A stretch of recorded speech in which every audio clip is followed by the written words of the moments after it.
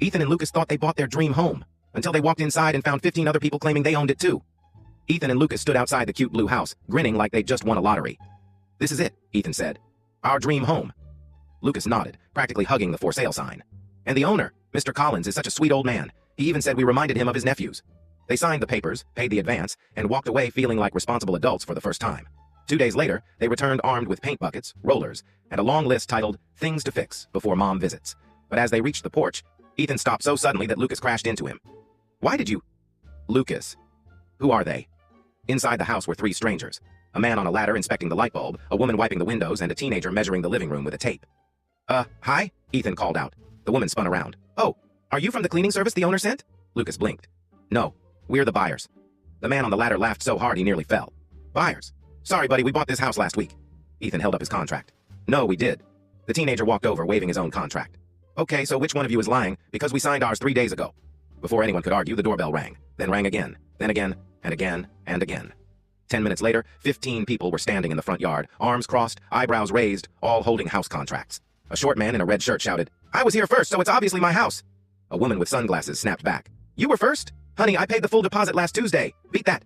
A tall girl holding a dog added, "My dog already peed in the backyard. That makes it ours." The dog barked in agreement. Someone else yelled, "Can we at least argue inside the house we all apparently own?" At that, everyone started marching toward the door like it was a Black Friday sale. Finally, Ethan stood on the porch, arms raised dramatically. "Stop! Nobody moves until we figure out what's happening." For a moment, everyone froze. Then someone whispered, "He thinks he's the leader." Lucas facepalmed.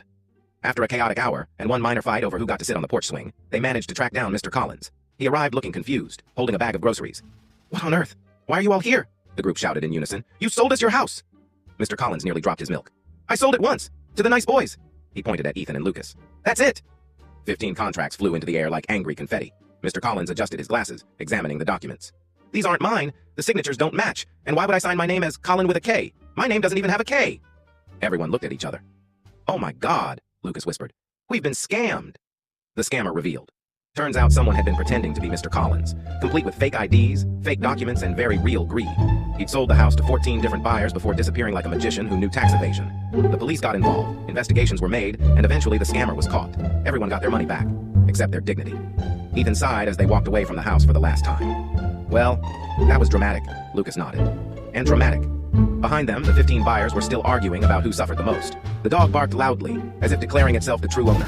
Sometimes you find your dream home. Sometimes your dream home comes with 14 extra dreamers and one very confused old man.